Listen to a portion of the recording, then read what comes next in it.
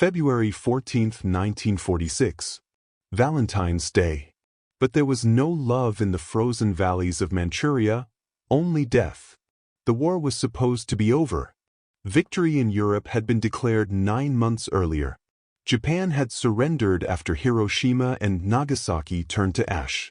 The world had begun to exhale, to believe that the nightmare was finally ending. Soldiers were coming home.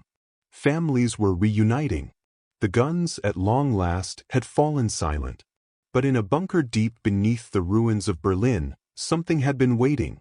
Something the Allies never saw coming. In the final days of the Third Reich, as Soviet tanks rolled through the streets and American bombers blackened the sky, a small group of Nazi officials made a deal that would rewrite history. Not with Britain, not with France, but with a nation the West had underestimated for far too long, China. They called it Operation Iron Phoenix. A resurrection, the second chance. And it was about to set the world on fire all over again. By early 1946, German engineers, weapons, and military advisors had been smuggled across the Soviet Union into Manchuria under the cover of diplomatic immunity and false trade agreements. In exchange, China provided resources, manpower, and a staging ground for what would become the most audacious counteroffensive in modern warfare. Together, they would strike at the two powers who thought they had won the war, the United States and the Soviet Union. On the morning of February 14th, over 200,000 troops, German and Chinese, launched a coordinated assault along a 300-mile front stretching from the frozen Yalu River to the steppes of Inner Mongolia. Panther tanks rolled alongside Chinese Type 97s. Messerschmitt Me-262 jets, the world's first operational jet fighters, screamed through the sky beside Chinese H-5 bombers. The ground shook. The air burned, and the Allied forces, caught completely off guard, scrambled to respond. This wasn't supposed to happen. The war was over. The enemy was defeated. But war, as it turns out, doesn't care what you think. It only cares what you're willing to do when hell comes knocking. In a frozen trench somewhere along the Manchurian border, Sergeant Daniel Cross of the U.S. 7th Infantry Division pressed his back against the ice and listened to the sound of engines, hundreds of them, growing louder by the second. His hands shook as he gripped his M1 Garand. Not from the cold. From fear. "Sarge," whispered Private Luca Moretti beside him, his breath fogging in the bitter air. "What the hell is that sound?" Cross didn't answer. He didn't have to. A moment later, the first shells screamed overhead and the world exploded. But before we dive into the fire, if you want to hear the stories history never told, the battles that never were but feel more real than anything you've learned in school, then hit that subscribe button. Because what you're about to hear isn't just fiction. It's a warning, a reminder, that war is never truly over until every last ember is extinguished. Now let's go back. Back to the moment the phoenix rose from the ashes. The Unholy Alliance. November 1945. 3 months after Japan's surrender.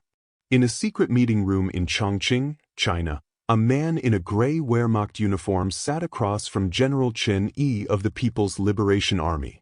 The German's name was Oberst Klaus Reinhardt, a former panzer commander who had escaped the fall of Berlin through a network of underground tunnels and sympathetic diplomats. Reinhardt laid a map on the table. It showed the current positions of Soviet and American forces across Asia and the Pacific. "Gentlemen," Reinhardt said in broken Mandarin, "the Allies believe they have won. But they are exhausted. Their supply lines are stretched thin. Their soldiers want to go home. This is not strength. This is vulnerability." General Chen leaned forward, his expression unreadable. "And what does Germany offer us? You are a defeated nation. Your Führer is dead. Your cities are rubble." Reinhardt smiled coldly. "Germany offers you what the Allies never will: respect, technology, partnership. We have engineers who can build jet fighters. Scientists who can develop weapons your enemies have never seen. And most importantly, we have nothing left to lose." Silence filled the room. Then Chen spoke. "And what do you want in return?" "Revenge," Reinhardt said simply. "And a chance to prove that the war is not over." The deal was struck in the shadows. Over the next 3 months, German advisors, engineers, and remaining SS officers were smuggled into Manchuria under the guise of industrial consultants. Tiger and Panther tanks, disassembled and hidden in shipping containers labeled as farming equipment, were transported by rail across Siberia. Mi-262 jets, along with prototypes of the experimental Horten Ho-229 flying wing bomber, were flown in pieces to secret airfields near the Chinese-Soviet border. The Soviets suspected nothing, the Americans even less. By February 1946, the Iron Phoenix was ready to strike. The Frozen Front. February 14, 1946. 0545 hours. The sun had not yet risen over the Manchurian plains when the first wave hit.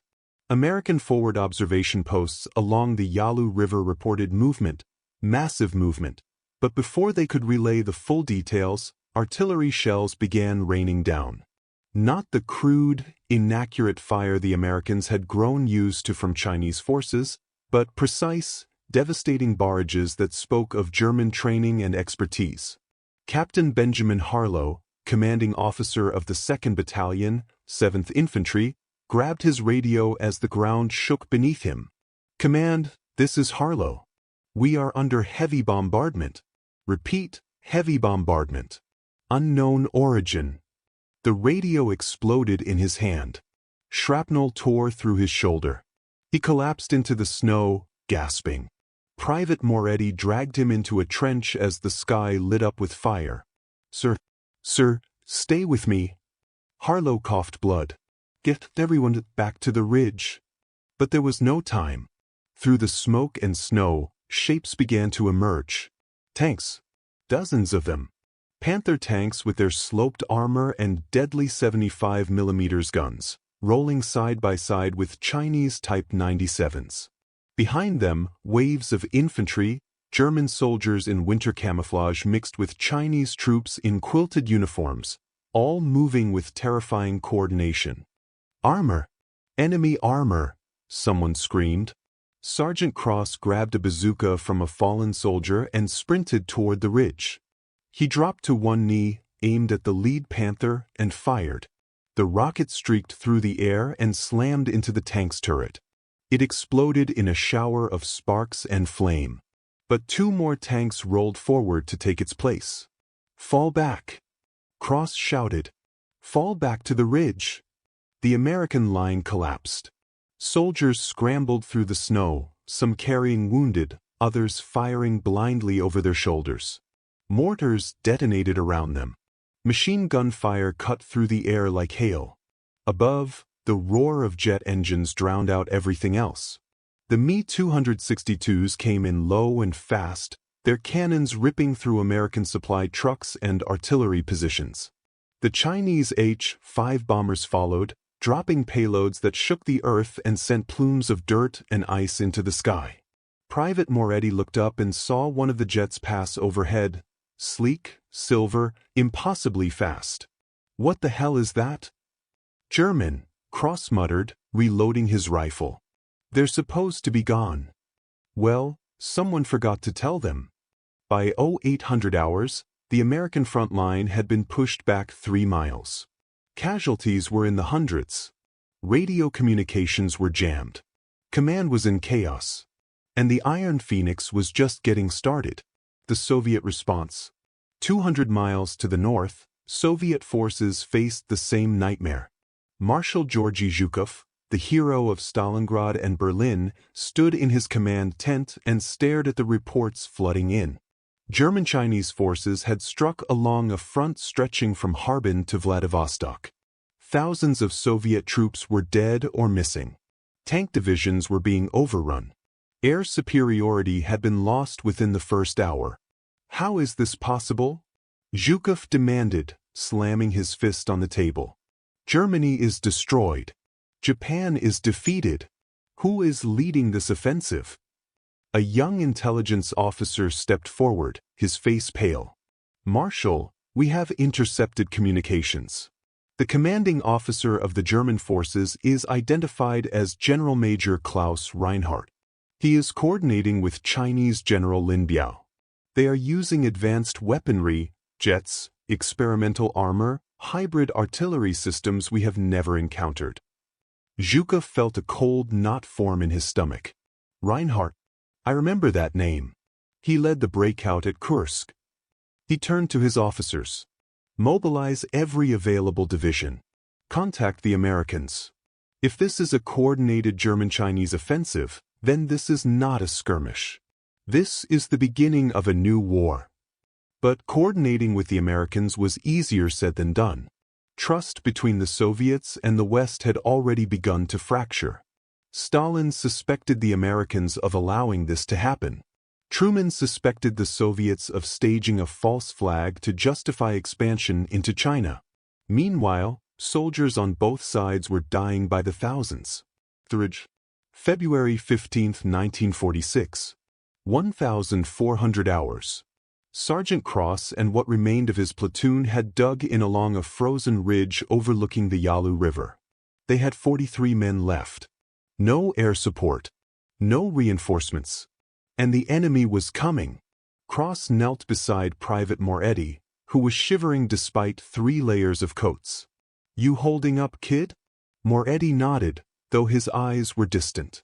I keep thinking about home, Sarge. About my mom's cooking. About my girl, Sophia. We were supposed to get married this spring.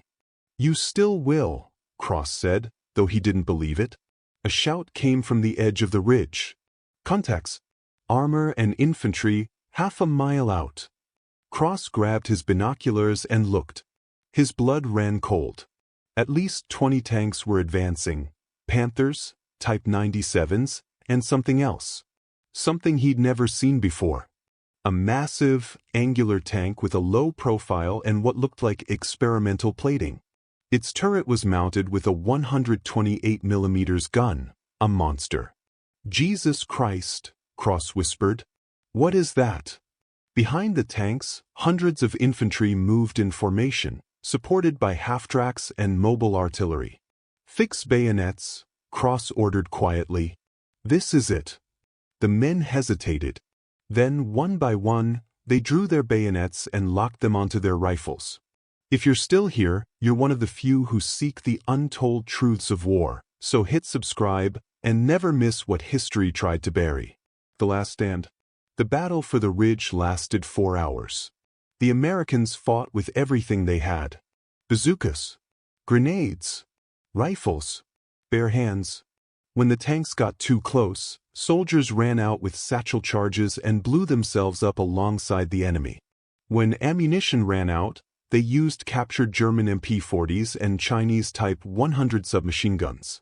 Private Moretti fired until his rifle barrel was too hot to touch. A German soldier charged him with a bayonet. Moretti sidestepped, drove his own bayonet into the man's chest, and watched him fall into the snow. He didn't feel victorious. He felt sick. Sergeant Cross pulled him back into the trench. Stay low. They're bringing up the big one. The experimental tank, later identified by intelligence as a prototype Maus variant, rolled toward the ridge like a moving fortress. Its cannon swiveled. Fired. The explosion obliterated half the American line. Cross was thrown 20 feet. His ears rang. Blood poured from a gash on his forehead. He looked around. Bodies everywhere. Moretti was pinned under debris, screaming. Cross crawled to him, ignoring the bullets snapping past. I got you, kid. I got you. He dragged Moretti out just as another shell hit. The world went white. The turning point. February 20th, 1946. The Iron Phoenix offensive had pushed the Allies back over 100 miles. Tens of thousands were dead. The world watched in horror as newsreels showed German and Chinese forces standing side by side, victorious, unified. But cracks were forming. In the command bunker near Harbin, General Major Reinhardt argued with General Lin Biao. We must press the advantage. Reinhardt insisted. If we stop now, they will regroup. Lin Biao shook his head. My men are exhausted. Supply lines are stretched. We have taken enough ground. Now we negotiate. Negotiate? Reinhardt's voice rose. We are winning. We can break them completely. No, Lin said coldly. You are winning. My country is bleeding. This partnership ends when I say it ends. The alliance, born in desperation and ambition, was beginning to fracture. Meanwhile, Allied forces regrouped. American and Soviet commanders, putting aside their mistrust, coordinated a counteroffensive.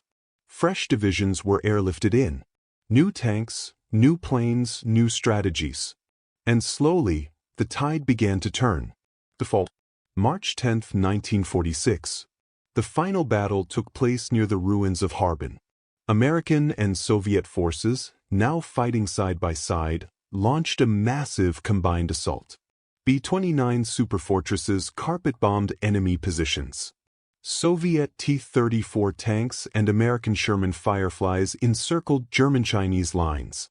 Artillery rained down for 12 straight hours. The Iron Phoenix fought fiercely, but it was not enough. By March 15th, the offensive had collapsed. Reinhardt was killed when his command vehicle was struck by a Soviet airstrike. General Lin Biao retreated with the remnants of his forces, disavowing the alliance and blaming German extremism for the catastrophe. Over 80,000 soldiers, American, Soviet, German, and Chinese, lay dead in the snow. The war once again was over. Conclusion. Sergeant Daniel Cross survived the battle for the Ridge. Barely. He lost his left arm below the elbow and spent 9 months in a military hospital. Private Luca Moretti didn't make it. He died in Cross's arms, talking about Sofia. Cross returned home in the winter of 1947. He never spoke about Operation Iron Phoenix. Not to his wife. Not to his children. Not to anyone. When people asked, he'd just say, I was in the Pacific. It was cold. But every February 14th, he'd pour a drink and sit alone in his garage, staring at an old photograph of his platoon. 43 men. Only 8 came home. Operation Iron Phoenix was erased from history. Officially, it never happened. The records were sealed. The witnesses were silenced. The governments involved agreed that the world didn't need to know how close it had come to a third act of World War II. But the men who fought there knew. They carried the memories in their bones. In their dreams. In the spaces between words. This story is not real. But the fear is. The sacrifice is. The cost is. Because war doesn't need to be real to teach us the truth, that it never truly ends. That alliances can crumble. That desperation breeds monsters. And that the price of peace is paid in blood and silence. So remember this, even if it never happened. Remember the frozen ridges. The burning skies.